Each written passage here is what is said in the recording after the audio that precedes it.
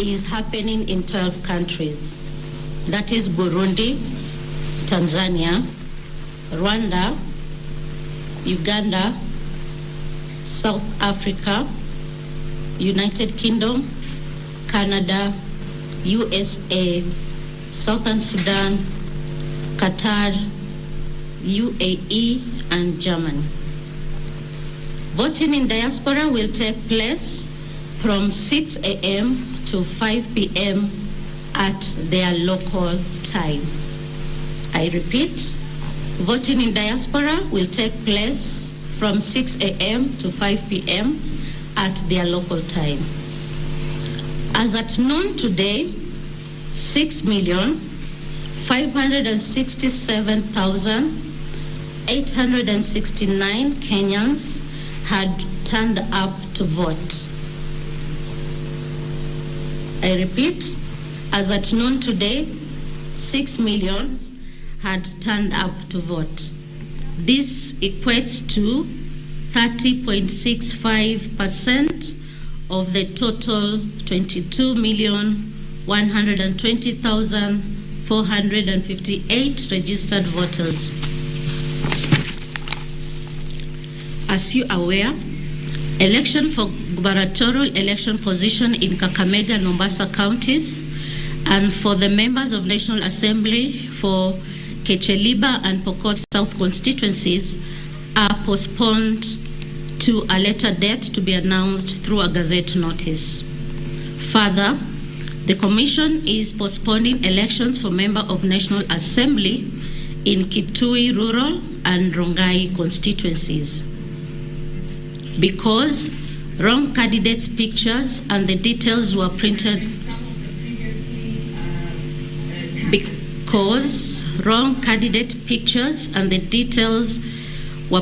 on the ballot papers. It is postponed to a later date to be announced through a gazette notice. In areas where election materials are yet to arrive at their respective polling station due to flooding and other natural calamities, the Commission is working hard to ensure that materials are in place for a smooth conduct of the general election.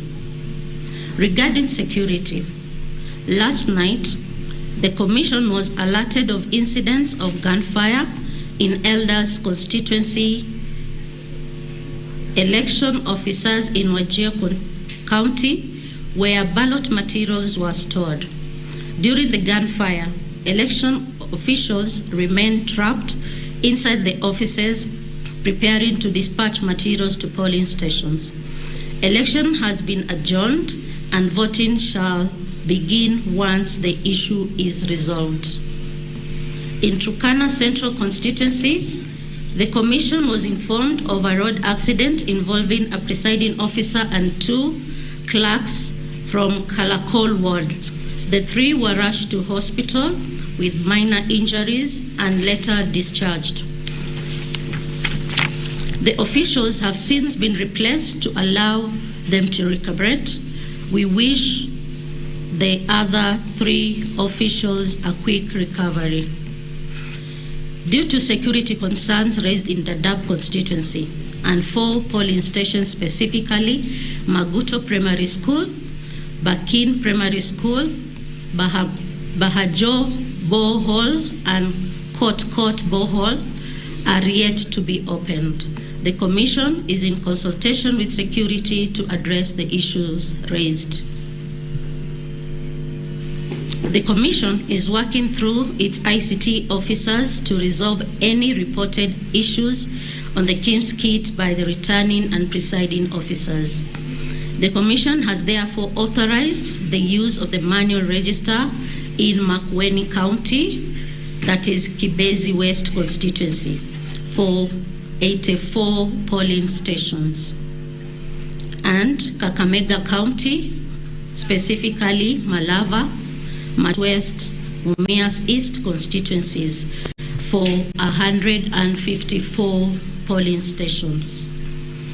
As stated above, the Commission has provided 6 backup kits per ward in the event of the failure to utilize the toll-free line, that is 1555 1543 and 1544 should they wish to bring incidences to the Commission's attention. Where there is a delay in the opening and interruptions of voting at a polling station, the presiding officer shall extend the hours of the polling by the amount of the time lost.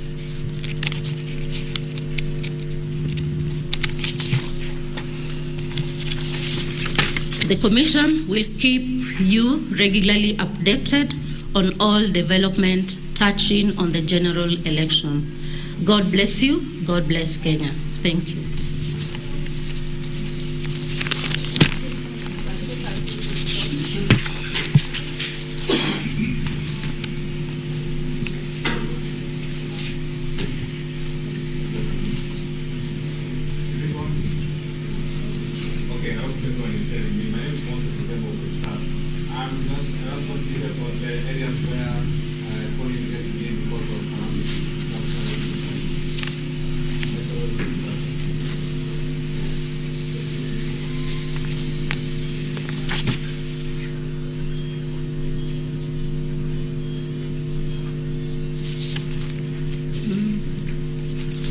It is being worked on. It was not specifically addressed, but it is being worked on. We'll give you in the next update.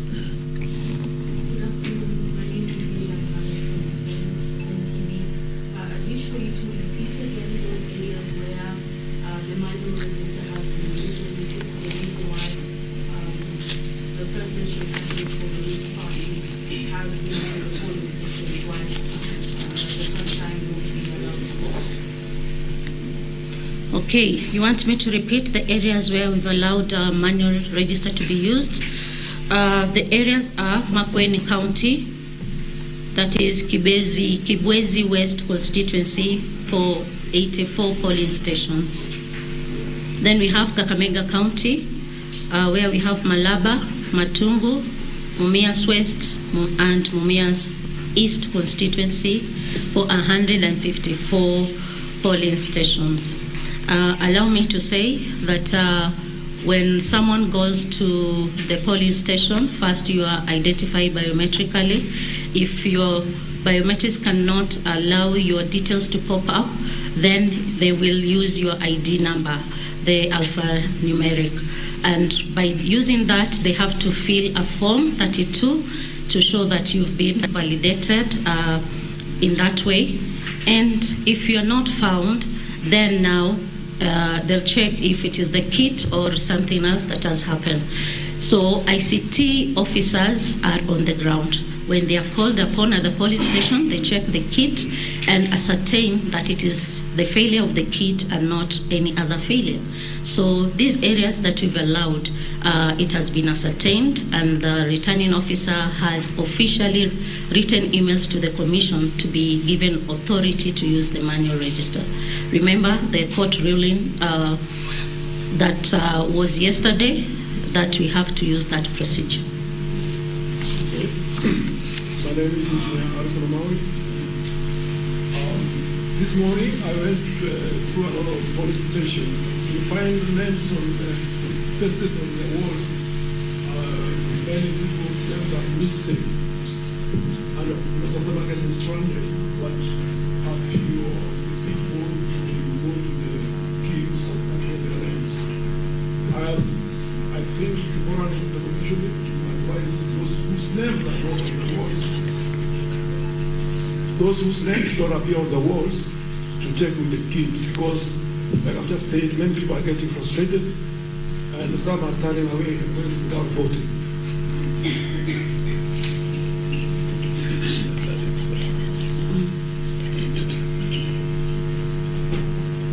Naitwa Fredrick Mwitiriri, mimi na NTV. Tafadhali mnaweza tuthibitishia ikiwa mwaniaji wa eneo bunge la Vita na chama cha UDA Bomas amekamatwa. Mnaweza tuthibitishia pia mwaniaji wa kiti cha MCA kule Mombasa vile vile cha Chuda kama amekamatwa. Ikiwa mnaweza tuthibitishia hilo. Tashukuru. Naitwa Jeremiah from People Daily. Up to the questions. What is the reason for the failure of the KIMS kits, and is it something you're facing nationally or restricted to some areas? Second question is, are you planning to suspend elections in elders as well? Allow us to respond to those three. There's the issue of whether the candidates in Mombasa have been arrested. We are working closely with the National Police Service, but that information has not come through. We have the toll-free numbers that we are getting information. So we will give you the update in the next brief. So allow me to call upon any commissioner to respond on the two other questions that have been raised. Thank you for the question, and I will particularly address the failure of the KIMS kit. What we have received so far and addressed is about 200 failure of KIMS kits. Out of 46,229, it is not widespread. Technology do break down, and when they do, we have an alternative of how we need to address that, which we have already done. And I think that is a normal thing that is happening. There's nothing ideal in this world. So we still, we expect that 1 or 2 or 10 may actually also present a malfunction. But that does not really mean that it is widespread. It is only 200 out of 46,229.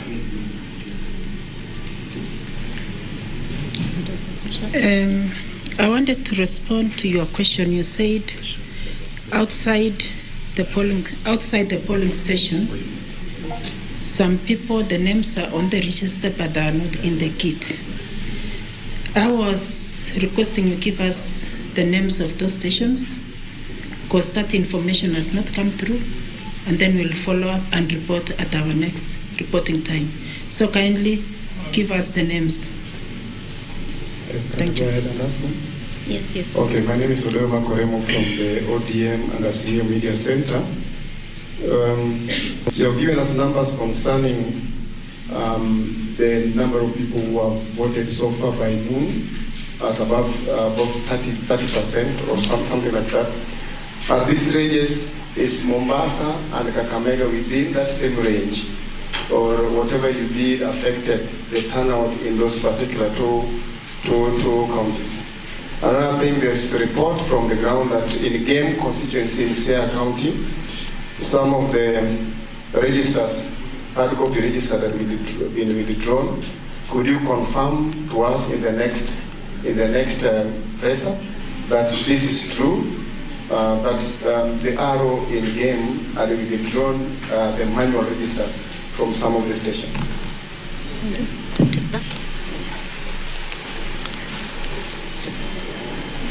Thank you very much. First question on the turnout. What we gave you as turnout as at noon is national, not constituency or county specific. I know why you're asking. So we will give you our data at the end of the day, and you can make that conclusion for yourself. So the other thing is about withdrawal. We are not aware. We are in touch with our all 290 ROs. If there is any such incident, we will be able to find out and give you update in the next update. On Elders, we have sent a commissioner to the ground. The Elders issue is not a commission problem, it's a security issue. So we have sent a commissioner today morning with a chopper there to go and find out whether there can be a solution out of it. It's militia taking over the whole place and they are fighting in town. So we are trying to work with candidates plus the security so that we can see whether they can vote tomorrow or later in the day. So that conclusion we'll be able to give you in our next update. Yes, Leila? There's a question from one of my colleagues in South Sea, and the issue there is there are people who had looked into the portal 3 days ago, and their names were there on the register. They are in the line today. And repeat, please. There's what? There are voters who went to the portal 3 days ago, and they were cleared. Which portal? 70,000. Yes. But today, when they go to the polling station, their names are not there, and they have not been allowed to vote. This specific polling station is Kirki in South Sea, and many are still waiting even 2 hours after they arrived. How will you address that this go? Going to the portal and finding out that you are registered, and then when you go to the polling station, your name isn't there.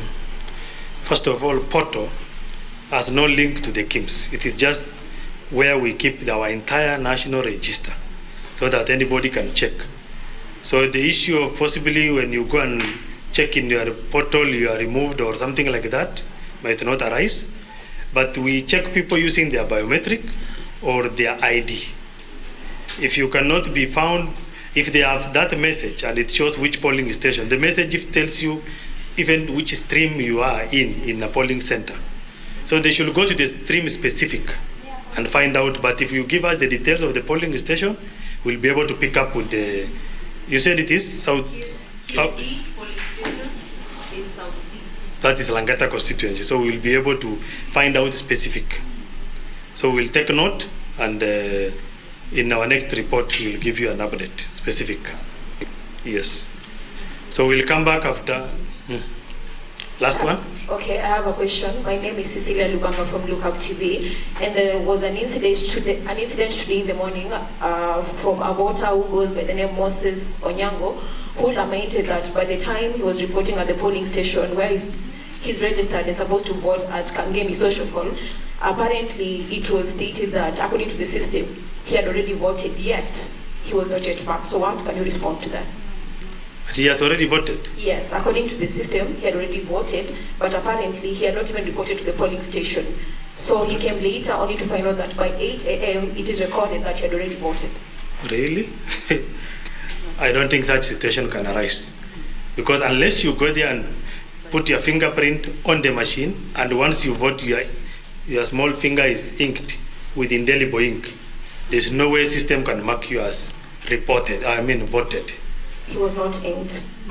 Yes. He was? By the time he was reporting, of course, his finger was not inked. So he was complaining that according to the system, it was already reported that he had voted by 8 a.m. in the morning. We are not aware of any such incident, and I don't think it can arise going by our system protocol. Because you can only vote by visiting a polling station. You cannot vote online or anything else. So we don't even have online voting. Yes, so when you go to polling station, it is impractical or impossible for system to tell you have already voted. How will you have voted before you have visited the polling station? And it's a first story we are hearing about that, but we will find out. Will you tell us the voter and the polling station? Then we'll be able to find out from the PO whether there is such occurrence. If the such occurrence is supposed to be marked in the polling station diary. There is a PO's diary that they mark anything that looks abnormal or any incident, including anybody who is not a voter who visited a polling station. Yes. Sorry, naitwa Paulina nafanya na Wero TV. Kumekuwa na kizungumkuti kule Meru kata ya Nyaki West ambapo kuna ngombe mmoja kwa jina Mutuma Mugambi amesajiliwa na tume ya IBC, lakini jina yake picha yake haipatikani. So unazungumzia jina yake na nini haipatikani kwa KIMS. Jina yake na picha. A picha. Kwa KIMS ama He's a voter. He's a candidate. Yes. Uh-huh. He's from Meru. His name is Mutuma Mugambi. Nyaki West. Amesajiliwa na nyinyi lakini picha jina yake haipatikani. Yeah. Okay, we have to find out specifically from the register. Otherwise, it's not possible for me to tell you what has happened. But if you can, since you have a message from him, give us his voter number and ID number and name. then we'll be able to find out and give you a report. Or in the meantime, you can go to our returning officer. The returning officer has an access to the register of that particular constituency. So you can find out. Yeah, as we give you the details. Because even if I can only ask people in charge of the register to find out using the ID. Now that it's not here physically to put fingerprint. But in a polling station, his fingerprint, if he's a voter, will be able to show. If not, barcode of his ID can be read, can be scanned, or an ID number is inserted into the KIMS kit. Those three cannot all fail if you are really a voter. So we will be back maybe in an hour or two. Thank you. You had said there's some places that they are flooding. Could you kindly tell us which are these places? I thought you already said. I see. We didn't mention exactly, but we're using choppers.